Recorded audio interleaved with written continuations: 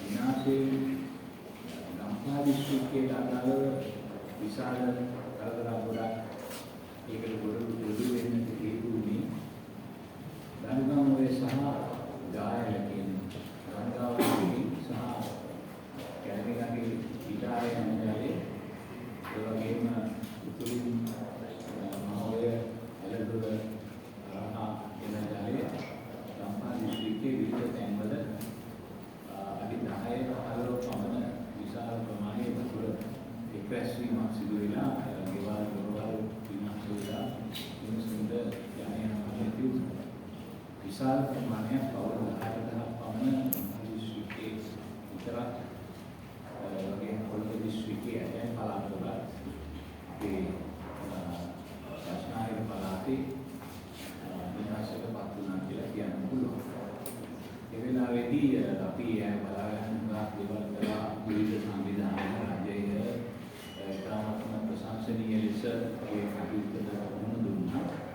නමුත් අපි දැන් මේ රැස්වීම කැදෙන්නේ විශේෂයෙන්ම ගම්පහ දිස්ත්‍රික්කයේ බලපාපු ජල යන්නේ එක්තරා බාධාවක් පිළිබඳව කතා කරනවා. ඒ තමයි මුතුරාජ. ඒ පිළිබඳව මුතුරාජ වේල පිළිබඳව අපි අවුරුදු ගණනාවක් තිස්සේ ඉඳලා යම් කිසි අරගලයක යෙදෙනවා. මුතුරාජ වේල ජල කලාපයේ ඒ විදිහට ස්වභාවික ධර්මය තීරණය කළ දෙන විදිහට ජලයේ බැස යාමේ වැඩ පිළිවෙලට බාධා නොවන අයුරු මුතුරාජ වේල පවත්වාගෙන යනවා. නමුත් මේ කලාපය පසුගිය අවුරුදු 50 60 කාලය තුළ ක්‍රමක්‍රමයෙන් අසම්මත ආකාරයෙන් ගොඩ කිරීම සහ එය කොළඹ නගරයේ පිටුව තියෙන නිසා ඒ ප්‍රදේශයට ව්‍යාපාරිකයන් ඇසගැසීම නිසා ඒ ප්‍රදේශය කර්මාන්ත ශාලා සහ විවිධ සංවර්ධන ව්‍යාපෘති ආරම්භ කිරීම තුළ විශේෂයෙන් 1979 පැවති රජය විසින් අතර 400ක ප්‍රමාණයක ඉඩමක් මුහුදු වැලවල ගොඩ කිරීම වැනි දේවල් තුළ මහා ඒත් ලැබුණු ශක්තිය තුළ සමහර සංවිධාන සමහර ආර්ථික ක්‍රමවේදයන් මෙහෙවන සංවිධාන අවසර දීම තුළ මේ ප්‍රදේශයේ එන්ටම මේ තත්ත්වය උග්‍ර වෙමින් පවතී. මේ මුතුරාජ වේල කලාපය හරියට නිකන් වෙනහැලක් වගේ. එය මේ ඔක්සිජන් නිෂ්පාදනයේද ඉතාමත්ම වැදගත් මොහොතක් ඇතුළත කරගන්න පුළුවන් අපිට ලැබිච්ච ආශිර්වාදයක් ලෙස ලංකාවට සාකච්ඡා කරනවා. එතකොට ඔක්සිජන් නිෂ්පාදනය විතර නෙවෙයි මේ ප්‍රදේශයෙන් මේ ගංගාවල ජලය මුහුදට ගලා යාමේ යම් කිසි ස්වභාවික ක්‍රමවේදයක් ඇති වෙලා තියෙනවා. කාර්යයේ ඇරෙන්නේ. ඒ තමයි ජායල සහ ගංගාවේ ජලය එළින්ම කලකුවට නිගම කලකුවට ඇතුල් වෙලා නිගම කලකුව කරා ඒ වගේම මුතුරාජ වේල එද්දීමට ඇතුල් වෙලා එද්දීම හරහා පෙනේරයක් වගේ ඒක දෙවිලා ගිහිලා ඒක මුහුදට ගලාගෙන යනවා කලකුව හරහා නිගම මොය කඩ. එතකොට මේ සම්පූර්ණ පද්ධතිය එක ස්වභාව ධර්මයේ එක පද්ධතිය. ඒ නිසා ඒක එකට අත ගැහුවොත් ඒකේ ප්‍රතිඵල භයානක වෙන්නත් පුළුවන්.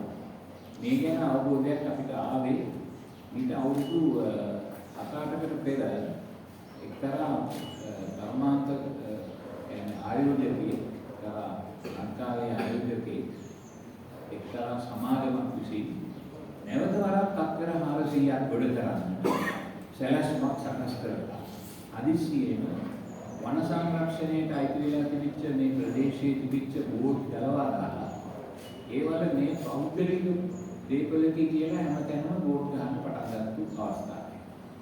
කෙන් බැලුවම බණ්ඩාරනායක මැතිණියගේ කාලයේදී දුන්නු සහතික වගයක්. ඒ කියන්නේ මේ මුතුරාජ වේල ඇතුලේ ගොවිතැන් කරන්නට පිය කියලා ඇතැම් පුද්ගලයන්ට දීලා තිබිච්ච සහතික වගයක් මිලදී අරගෙන ඒක තමන්ගේ දේපලක් කියලා විනාශයට පත් කරලා මේක ඇතුලේ අක්කර 400ක් පමණ නැවත වරක් මුහුදු වැලි වලින් ගොඩ කරලා හෝටල් සහ ගෝල්ෆ් ක්‍රීඩාවට අවශ්‍ය බිම් සකස් කිරීම සහ සංචාරක ව්‍යාපාරය දියුණු කිරීමට කියලා මේ මොනවාද වැඩ පිළිවෙල තුළින් මේ විශාල ප්‍රදේශයේ අඩ කරන්නට ඔවුන් උත්සාහ කරපු වෙලාවේදී අපි මේ පිළිබඳව අවබෝධයක් ඇති කරගෙන මේක විරුද්ධේ පාලා ඒ කාලේ හිටපු පරිසර අධිකාරී මධ්‍යම පරිසර අධිකාරී සහ නාගරික සම්බන්ධ අධිකාරී මහතුන් සංඝ සාකච්ඡා පවත්වලා ඊවර අමාත්‍යාංශයත් ඒක සම්බන්ධ කරගෙන අපි ක්‍රමක්‍රමයෙන් මේක විරෝධය පළ කරලා අපි ඒකට විරෝධය පළ කරන පෝස්ටර් ව්‍යාපාරයක් සහ ඒ වගේම ඒ ප්‍රදේශයේ අපි විරෝධතා ව්‍යාපාරයක් දියත් කරා මුළු ප්‍රදේශයේ. මොකද මේකෙන් අලුතක් කරනවා මුළු රැකියාවට බලපාන. අද මේකම කරපුව ප්ලාස්ටික් වලින් සහ අපද්‍රව්‍ය වලින් පිරීලා ඉවරයි. ඒ වගේම හැමිල්ටන් වල දැන් වතුර ගලාගෙන යන්නේ නැහැ. වතුර පොඳ වෙලා තියෙන එකම තැනක නිසා වතුර පල් වෙලා ඒක මිනිසුන් මනුෂ්‍ය වාසයේ ප්‍රදේශයේ නොනැති තත්ත්වයකට පත් වෙමින් පවතී. මේ සියලුම දේවල් පිළිවෙලක් නැති විදියට සංවර්ධනය කරන්නට යන එක මේවා ගොඩ කරන්නට විවිධ උද්දලයන් සහ සංවිධානවල රජයේ ආයතන විසින් මේසයට යටින් අවසර ලබා දීමේ ප්‍රතිපත්තියක් නිසා මේ ප්‍රදේශය තුළ දැන් මේ අඩුම ගානේ දැන්වත් ඉතුරු කරගන්නට ඕනේ කියලා ගැසට් කරපු ප්‍රදේශය තුළ දැන් සමහර සංවිධාන මේ ඉඩම් ගොඩ කරගෙන ගිහිල්ලා දැන් මේක කවදාහරි දවසක විශාල විනාශයකට සුදු දෙන දෙයක් බවට පත් වෙලා තියෙනවා. මේ ගංගාවල වතුර කලපුවට ගලාගෙන යන්නේ මේ පෙත්බිම් කලාපයේ හරහා මේ තියෙන ඇලදොල කරනවා ගලාගෙන ගිහිල්ලා කලපුවෙන් මුදට යනවා. ඒකට මේ ගලාගෙන යන ජල කඳ මේ ප්‍රදේශය තුළ හිරවී තිබෙන්නේ තත්ත්වයක් ඇති වුණා. යම් ගොඩ කිරීම නිසා එතකොට වෙන්නේ මේ මුළු ප්‍රදේශය මුළු ගම්පහ දිස්ත්‍රික්කයේම මහා ගම් වතුර තර්ජනයකට යට වෙන තත්ත්වයක් ඇති වෙනවා. කවදාවත් නැතුව ගම්පහ නගරය දැන් දෙපාරක් විතර ජලයෙන් යට අඩි 3ක් විතර පමණ වතුර ප්‍රමාණයක් ගම්පහ දිස්ත්‍රික්කයේ ගම්පහ නගරයේ යට. ඒක කවදාවත් මේක කලින් සිදු වෙලා නැහැ. මේකට හේතුව මෙන්න මේ තත්ත්වය. ඒ කියන්නේ මේ විශාල ගංගා කියන්නේ ගංගාමුවේ සහ ඒ කියන්නේ ගංගාමුවේ කියන්නේ තවත් එක නමක් තියෙනවා. අත්තන ගලුවේ සහ ජායල කියන මේ ගංගාව දෙක සහ ඒ සමගම කැලණියාගේ ඉන්න වතුර සහ මහවැලේ ඉන්න වතුර කැලුල හරහා එන වතුර ඉරීම තුළ මේ ප්‍රදේශයේ සම්පූර්ණයෙන්ම යට වෙනවා.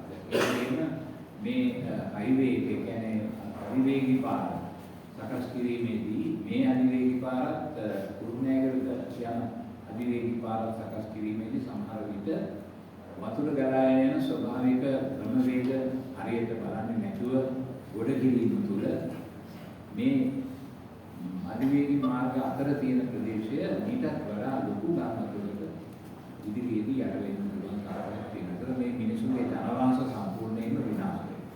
ගෙවල් දොරවල් යට වීම තුළ මේක සාමාන්‍යයෙන් හැමදාම සිදු වෙන දෙයක් බවට පත් වෙන්න පුළුවන්. විශේෂයෙන්ම ජූලි මාසවල එන ප්‍රශ්නායක නිර්තදීක මෝසම් සුළා සමග සහ ඊශානදීක මෝසම් සුළා සමග ඇති වෙන වැසි නිසා මේ ප්‍රදේශයේ ජලය එකතු වීමෙන් මේ ජලය ගලා යාම බාධා වීමෙන් මේ ගොඩ කිරීම තුළ මේක මහා විනාශයකට තුඩු වෙන්න පුළුවන් කාරණා. ඒ නිසා අපි මේ ප්‍රදේශයේ ජීවත් වන පුරවැසියන් වෙනුවෙන් අපි කල්පනා කරා අපි මේ ගැන හඬ නැගීමක් කරන්න ඕනේ කියලා. ඒකයි අද මේ රැස්වීම ඇදෙන්නේ. මොකද අපි බලාගෙන හිටියා මේ පෞද්ගලික ගම්වලදී උතුරාරි වේල ඇතුලේ ඉදිච්ච ජනවාස සියල්ලක්ම වගේ අඩි 10 15 පවුම් ප්‍රමාණයක වතුර ඉතිවීමෙන් සමහර නිවාසවල ජනතාව මේ ජනවාස පරිච්ඡේදය කිරීම කරලා තියෙන්නේ රජයේ മന്ത്രിවරු ඇමතිවරු තමයි. ඒගොල්ලෝ කිසිම ස්වභාව ධර්මයට කිසිම ගෞරවයක් නොකර ඔහේ විවිධ ගෙනල්ලා මිනිස්සුන්ව පරිච්ඡේදය කරවල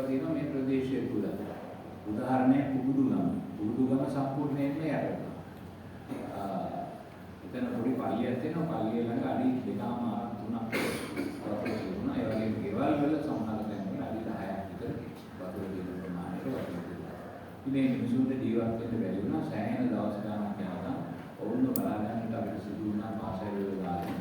ඒකට හේතුව ඔවුන්ට අම්මෝ යන්න විදියක් තිබුණේ නැහැ. ඔවුන්ගේ ගෙවල් දොරවල් නැති වෙච්ච හැමදේම ගහගෙන ගිහිල්ලා ඒවා නැති වෙලා විශාල විනාශයක් වුණා. හැම අවුරුද්දෙම මේ වැඩේ වෙන්නේ ඉඳී තියෙනවා. පළවෙනි වතාවට අධිවේගී මාර්ගයට ඇතුල් වෙන තැන ජායල එය සම්පූර්ණයෙන්ම යට යන්න බැරි විදිහට. ජායල පාරට උඩින් දැම්මා උතුරලා ගියා. මේ ඔක්කොම මේ පද්ධතිය ගැන අවබෝධයක් ඇති කරගෙන මේ පද්ධතිය ආරක්ෂා කරගෙන මේ පද්ධතියේ ස්වභාවික පැවැත්මට බාධා නොවන අයුරින් කටයුතු කිරීම රජයේ සහ රජයට සම්බන්ධ සියලුම ආයතනවල වගකීම වෙනවා. ඒ නිසා මේ අවස්ථාවේදී මේ ගැන අවබෝධයක් ඇති කර ගන්නට අවශ්‍යයි කියලා මේ රැස්වීම ලැබෙන්නේ. ඔබ සියලු දෙනාට මේ පැමිණීම ගැන මම ස්තුතිවන්ත වෙනවා. විශාන්ත අබේසේන ඇමතිතුමා මට SMS පණිවිඩයක් කිව්වා ලෝකේ එතුමා මේ සම්බන්ධ මේ කාරණාවේදී අවසන් වෙනවා කියලා. ඒකට අපිට කරන්න තියෙන්නේ මේ වෙලාවේදී මෙතන පැමිණ සියලුම නැති ඇමතිවරු